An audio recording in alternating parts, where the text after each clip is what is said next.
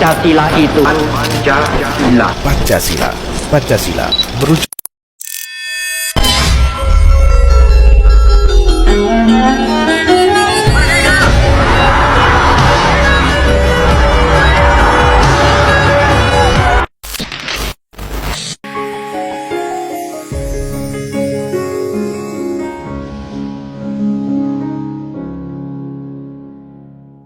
Saya Alvin. Saya Anita.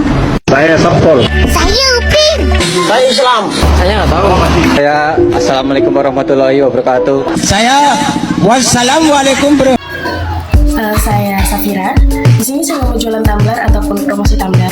Tapi perkenalkan, nama saya Nurul Safira. Bisa dipanggil Safira ataupun Nufira. Dengan NIM 20 25 01 10 30 10 03 dari kelas B, Prodi Pendidikan Pancasila dan Kewarganegaraan, Fakultas Keguruan dan Ilmu Pendidikan, Universitas Muhammadiyah Mataram. Teman-teman pernah berpikir nggak sih bahwa Indonesia ini dikenal sebagai salah satu negara dengan tingkat keberagaman tertinggi di dunia? Nah, keanekaragaman tersebut mencakup suku, bahasa, agama, adat istiadat, sistem nilai, hingga karakter sosial yang tumbuh secara historis dalam masyarakat. Dalam konteks inilah, Indonesia sering disebut sebagai laboratorium sosial yang menyimpan jutaan bentuk perbedaan dan potensi gesekan. Namun, keberagaman tersebut sekaligus menjadi kekayaan bangsa apabila dia itu dikelola secara tepat. Nah, dalam sejarah perjalanan bangsa, nilai-nilai multikularisme sebenarnya telah hidup dalam budaya Nusantara jauh sebelum Indonesia sendiri itu merdeka. Nah, interaksi antara suku, proses asimilasi budaya, dan hidup berdampingan dalam perbedaan menjadi bagian dari identitas masyarakat kepulauan. Setelah Indonesia merdeka, nilai-nilai inilah diformulasikan secara lebih sistematis dalam Pancasila sebagai dasar negara dan pandangan hidup bangsa.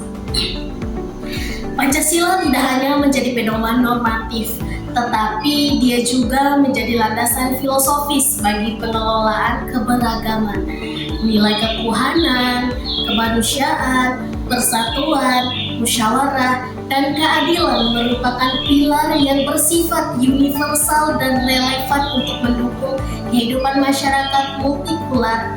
Namun, realitas sosial menunjukkan bahwa tantangan multikularisme masih sangat besar, seperti terjadinya konflik sosial, intoleransi, polarisasi politik, diskriminasi minoritas, dan ketimpangan sosial ekonomi menjadi tantangan yang menguji sejauh mana sih nilai-nilai Pancasila ini benar-benar diimplementasikan dengan baik.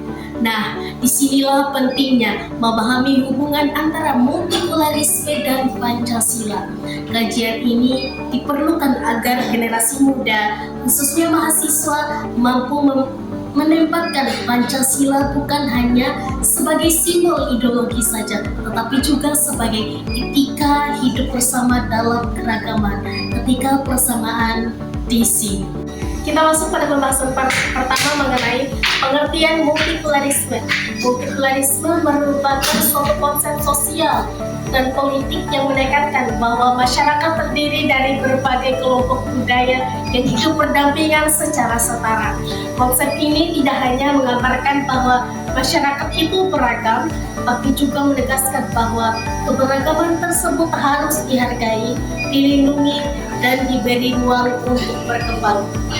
Dengan kata lain, multikularisme adalah pandangan yang menempatkan semua kelompok budaya, baik besar maupun kecil, pada posisi yang sama dan setara dalam kehidupan bermasyarakat, berbangsa, dan bernegara.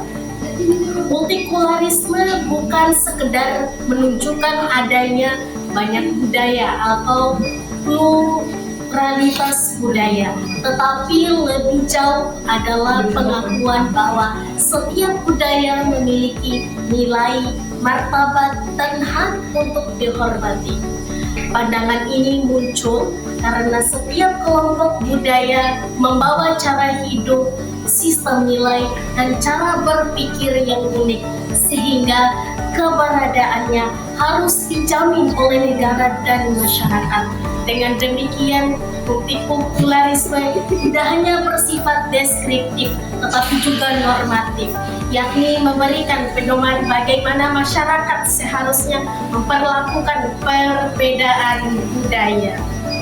Nah, multikulturalisme juga merupakan pendekatan aktif yang menekankan 3 hal utama. Yang pertama, keberagaman diterima sebagai kenyataan. Dia ini artinya perbedaan budaya tidak dianggap sebagai hambatan, ancaman ataupun gangguan terhadap keutuhan bangsa, melainkan bagian alami dari kehidupan sosial.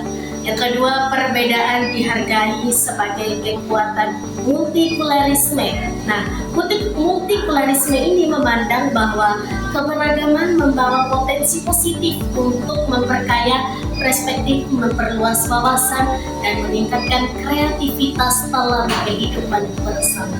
Yang ketiga, setiap kelompok memiliki hak yang sama untuk berkembang. Dia tidak boleh ada budaya yang dipaksa untuk melebur ke dalam budaya dominan. Nah, semua kelompok, baik mayoritas maupun minoritas, berhak mempertahankan identitas budaya tanpa mengalami diskriminasi multikulturalisme. Nah, dia ini berhubungan erat dengan perlindungan hak-hak budaya minoritas. Nah, perlindungan ini mencakup berbagai aspek seperti kebebasan menjalankan agama atau kepercayaan. Yang kedua, kebebasan menggunakan bahasa daerah atau bahasa komunitas. Yang ketiga, pelestarian adat istiadat dan tradisi lokal itu tersendiri. Yang keempat, serta pengakuan politik terhadap perbedaan dan budaya. Nah, dengan demikian, multikulturalisme bukan hanya konsep teoritis saja, tetapi juga sebuah prinsip hidup bersama. Dia menuntut sikap saling menghargai, menerima perbedaan, menjunjung kesetaraan, serta mengutamakan dialog sebagai cara menyelesaikan sebuah persoalan. Nah, tanpa multikulturalisme sendiri, masyarakat yang beragama berpotensi mengalami ketegangan sosial, konflik identitas, dan ketidakstruktural. Oleh karena itu, multikulturalisme menjadi fondasi penting bagi terciptanya kehidupan yang damai, setara, dan inklusif dalam masyarakat Indonesia yang majemuk. Kemudian kita lanjut pada pembahasan multikulturalisme dalam konteks Indonesia. Indonesia merupakan salah satu negara multikular terbesar di dunia. Keberagaman ini tercermin dari ribuan kelompok etnis, bahasa daerah, agama, serta ragam adat istiadat yang tersebar di seluruh wilayah Nusantara.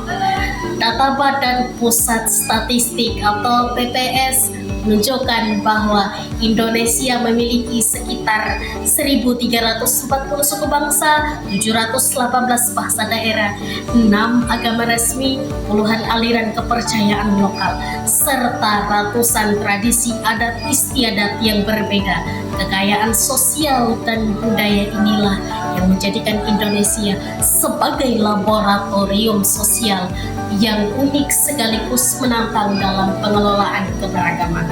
Multikulturalisme Indonesia tidak terbentuk secara tiba-tiba. Dia merupakan hasil proses sejarah panjang yang dapat dilihat melalui 3 fase utama, yaitu prakolonial, kolonial, dan pasca kemerdekaan. Yang pertama, pada masa prakolonial. Pada masa prakolonial ini, wilayah Nusantara telah dihuni oleh berbagai kerajaan dan komunitas adat yang memiliki sistem sosial, hukum, dan budaya masing-masing. Keberagaman ini berkembang melalui interaksi dagang antara Nusantara dengan pedagang dari India, Arab, Tiongkok, dan Eropa. kemudian perpindahan penduduk atau migrasi antar pulau yang satu dengan pulau yang lain, kemudian proses akulturasi budaya seperti pengaruh Hindu, Buddha, Islam, dan budaya lokal. Dan kemudian hubungan diplomatik dan pernikahan antar kerajaan. Kedua, masa kolonial. Nah, kedatangan bangsa Eropa, terutama Belanda, membawa perubahan yang sangat signifikan terhadap struktur sosial Indonesia. Pemerintah kolonial menjalankan politik divide et impera atau politik pecah belah dengan cara memisahkan kelompok masyarakat berdasarkan etnis atau pribumi timur asing dan Eropa, kemudian menciptakan stratifikasi kelas kolonial yang timpang, kemudian menumbuhkan kecurigaan antara etnis, menanamkan kebijakan segregatif di kota-kota besar. Kemudian yang ketiga, pada masa pasca kemerdekaan setelah Indonesia itu sendiri merdeka, keberagaman yang sangat besar menimbulkan kekhawatiran akan perpecahan bangsa.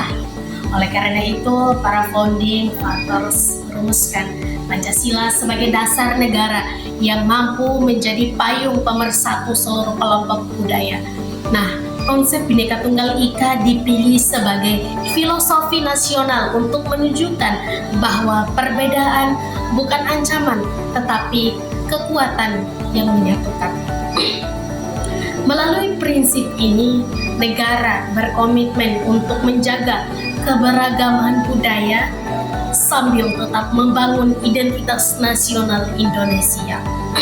Nah, pada masa selanjutnya, Indonesia mengembangkan berbagai kebijakan budaya dan sosial yang berorientasi pada persatuan, seperti pengakuan terhadap agama dan kepercayaan, kemudian pelestarian budaya lokal, pendidikan kewarganegaraan yang menekankan adanya toleransi, kemudian kerangka hukum anti diskriminasi, otonomi daerah untuk memberi ruang bagi keabsahan lokal. Nah, dengan demikian, multikulturalisme pasca kemerdekaan dapat menjadi bagian integral dari pembangunan nasional. Prinsip multikulturalisme Indonesia ini sendiri bukan hanya konsep teoritis, tetapi telah menjadi prinsip hidup bersama yang berakar pada nilai-nilai Pancasila. Nah, prinsip-prinsip tersebut antara lain, yang pertama, pengakuan terhadap perbedaan budaya negara. Nah, negara mengakui bahwa keragaman budaya merupakan bagian dari identitas bangsa. Setiap suku, bahasa, dan adat istiadat memiliki nilai yang setara dalam kehidupan nasional. Yang kedua, toleransi antar agama dan antar adat kewarganegaraan didorong untuk menghormati keyakinan dan praktik keagamaan atau adat dari kelompok lain. Nah, toleransi ini menjadi jembatan untuk mencegah konflik lintas identitas. Yang ketiga, kesetaraan sosial. Nah, setelah individu atau kelompok budaya berhak memperoleh perlakuan yang sama di hadapan hukum tanpa diskriminasi berdasarkan ras, agama, atau etnis. Yang keempat, dialog antar budaya, komunikasi antar kelompok budaya dianggap sangat penting untuk memperkuat saling pengertian dan memecah potensi konflik. Nah, dialog budaya menjadi sarana membangun kohesi sosial. Yang kelima, anti diskriminasi Indonesia menolak segala bentuk marginalisasi terhadap minoritas, baik dalam politik, budaya, maupun ekonomi negara. Negara berkewajiban memastikan setiap kelompok mendapatkan hak yang adil. Kemudian kita masuk pada nilai-nilai multikular dalam Pancasila. Pancasila sebagai dasar negara Indonesia mengandung nilai-nilai fundamental yang secara substantif mendukung kehidupan multikular. Pancasila bukan hanya ideologi politik, tetapi juga menjadi kerangka etis dan moral yang mengatur hubungan antar warga negara yang berasal dari latar belakang budaya, agama, dan identitas yang berbeda-beda. Setiap sila Pancasila memiliki relevansi langsung dengan prinsip-prinsip multikularisme karena memberikan jaminan filosofis, hukum, dan sosial terhadap keberagaman. Penjabaran nilai-nilai multikular yang terkandung dalam setiap sila Pancasila adalah sebagai berikut. Yang pertama, pada sila pertama yaitu ketuhanan yang Maha Esa. Nah, sila pertama ini menjamin bahwa kebebasan setiap warga negara untuk menganut agama atau kepercayaan sesuai keyakinannya masing-masing. Dalam konteks multikularisme, nilai ini memberi dasar hukum dan moral bahwa setiap agama memiliki posisi yang setara di hadapan negara. Tidak boleh ada pemaksaan keyakinan terhadap siapapun. Hubungan antar umat beragama harus dibangun di atas toleransi dan penghormatan. Kemudian negara wajib melindungi kelompok agama mayoritas maupun minoritas. Relevansi sila ini sangat besar, mengingat Indonesia ini memiliki keberagaman agama dan kepercayaan yang luas. Dengan demikian, sila ketuhanan yang Maha Esa menjadi pilar utama dalam menjaga harmoni kehidupan beragama. Yang kedua, kemanusiaan yang adil dan beradab. Sila kedua, dia ini menegaskan bahwa semua manusia memiliki martabat yang sama tanpa memandang perbedaan etnis, ras, agama, budaya, maupun status sosial. Dalam perspektif multikularisme, sila ini berfungsi untuk menolak diskriminasi berbasis identitas budaya, kemudian mengakui kesetaraan hak individu dan kelompok, menekankan perlunya penghormatan terhadap nilai-nilai kemanusiaan yang bersifat universal, mendorong perlakuan yang adil kepada semua warga negara. Melalui sila ini, multikularisme Indonesia tidak hanya menjadi pengakuan budaya, tetapi juga komitmen moral untuk memperlakukan setiap individu secara adil dan manusiawi. Yang ketiga, kita masuk pada sila persatuan Indonesia. Sila ketiga berfungsi meminimalkan etnosentrisme dan menekankan pentingnya identitas nasional. Dengan keberadaan ribuan kelompok suku dan adat istiadat yang ada di Indonesia ini, sila ini berperan menjaga integritas bangsa dengan cara menempatkan identitas kebangsaan sebagai payung seluruh identitas lokal, mengurangi potensi benturan antar kelompok budaya, mendorong solidaritas antar warga negara, memperkuat kohesi sosial melalui konsep Bhinneka Tunggal Ika. Sila ini mengajarkan bahwa keberagaman bukan alasan untuk terpecah, melainkan modal untuk memperkuat persatuan. Yang keempat, kerakyatan yang dipimpin oleh hikmat kebijaksanaan dalam permusyawaratan perwakilan. Sila keempat, dia ini mengandung prinsip musyawarah dan dialog dalam mencapai sebuah keputusan bersama. Dalam konteks multikularisme, nilai ini mengajarkan bahwa setiap kelompok budaya itu berhak menyuarakan pendapatnya. Kemudian konflik budaya atau agama itu harus diselesaikan melalui dialog, bukan kekerasan. Kebijakan publik harus mempertimbangkan keberagaman perspektif. Keputusan politik harus diambil dengan kebijaksanaan, bukan dominasi kelompok tertentu saja. Dengan demikian, sila keempat menjadi mekanisme politik untuk mengelola perbedaan secara demokratif dan inklusif. Kelima, keadilan sosial bagi seluruh rakyat Indonesia. Sila terakhir menegaskan pentingnya pemerataan dan keadilan bagi seluruh warga negara. Relevansi sila ini terhadap multikularisme terletak pada jaminan akses ekonomi sosial dan budaya yang merata bagi seluruh kelompok. Yang kedua, perlindungan terhadap kelompok rentan atau minoritas. Ketiga, upaya mengurangi ketimpangan antar daerah dan antar kelompok etnis. Kemudian memastikan bahwa kesejahteraan nasional dapat dinikmati oleh semua golongan. Keadilan sosial sangat penting dalam masyarakat multikularisme karena ketidakadilan hampir selalu menjadi sumber ketegangan antar kelompok. Kemudian kita masuk pada Pancasila sebagai fondasi multikularisme Indonesia. Secara konseptual, Pancasila bukan hanya menoleransi keberagaman, tetapi secara aktif mendukung dan mengatur kehidupan multikular. Pancasila berfungsi sebagai landasan etis untuk menghormati perbedaan, landasan normatif dalam pembuatan kebijakan publik yang inklusif, landasan sosial untuk menjaga hubungan antar harmonis antar kelompok budaya, landasan filosofis untuk menolak segala bentuk intoleransi dan diskriminasi. Karena itu Pancasila dapat disebut sebagai ideologi yang secara inheren berorientasi pada multikularisme dan menjadi pedoman bagi bangsa Indonesia dalam mewujudkan masyarakat yang adil, harmonis, dan demokratis. Kemudian kita masuk pada hubungan antara multikularisme dan Pancasila.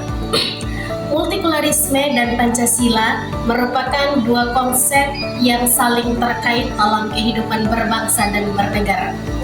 Di Indonesia, multikularisme menggambarkan realitas sosial bahwa Indonesia terdiri dari berbagai kelompok etnis, agama, bahasa, dan budaya. Sedangkan Pancasila berfungsi sebagai pedoman moral, filosofis, dan normatif dalam mengelola keberagaman tersebut. Keduanya saling melengkapi dalam menciptakan masyarakat yang harmonis dan inklusif. Hubungan antara multikularisme dan Pancasila dapat dijelaskan dalam beberapa aspek berikut. Yang pertama, sebagai landasan filosofis. Nah, secara filosofis, multikularisme menekankan pengakuan atas keberagaman budaya sebagai bagian dari eksistensi manusia. Konsep ini menyatakan bahwa setiap identitas budaya memiliki nilai yang patut dihormati. Nah, Pancasila sebagai dasar negara menyediakan kerangka filosofis yang lebih mendalam untuk mengelola keberagaman tersebut. Nilai-nilai dalam Pancasila seperti kemanusiaan, persatuan, dan keadilan memberi arahan moral bagaimana masyarakat Indonesia seharusnya memandang, menerima, dan menghormati perbedaan budaya. Yang kedua, landasan normatif. Dari aspek normatif, Pancasila berfungsi sebagai sumber hukum dan konstitusional yang mengatur kehidupan sosial di Indonesia. Prinsip-prinsipnya tercermin dalam Undang-Undang Dasar tahun 1945. Khususnya, pertama, jaminan hak atas kebebasan beragama, pengakuan terhadap budaya daerah, persamaan kedudukan warga negara di depan hukum, kemudian larangan diskriminasi terhadap kelompok minoritas. Multikularisme membutuhkan dasar normatif seperti ini agar dapat berjalan secara adil tanpa adanya perlindungan hukum yang kuat. Multikularisme rentan melahirkan ketimpangan dan marginalisasi. Oleh karena itu, Pancasila menyediakan payung hukum yang memastikan seluruh kelompok budaya terlindungi secara setara. Mungkin itulah penyampaian materi yang bisa saya sampaikan. Yang terakhir, pada kesimpulan. Nah, multikularisme merupakan realitas fundamental dalam kehidupan bangsa Indonesia. Keberagaman suku, agama, bahasa, dan budaya menjadi kekayaan sekaligus tantangan dalam membangun kehidupan sosial yang harmonis. Pancasila sebagai dasar negara dan pandangan hidup bangsa terbukti menjadi fondasi ideologis yang mampu mempersatukan perbedaan tersebut. Nilai-nilai dalam Pancasila mendukung terciptanya masyarakat multikular yang inklusif, toleransi, dan berkeadilan. Hubungan antara multikularisme dan Pancasila sangat erat dan saling menguatkan. Pancasila menyediakan nilai moral, etika, dan norma. Nah, fundamental untuk hidup berdampingan dalam perbedaan. Sedangkan multikularisme menjadi wujud implementatif nilai Pancasila dalam kehidupan sehari-hari. Mungkin itu saja yang bisa saya sampaikan. Lebih dan kurangnya saya mohon maaf. Wabillahi taufiq wal hidayah. Wassalamualaikum warahmatullahi wabarakatuh.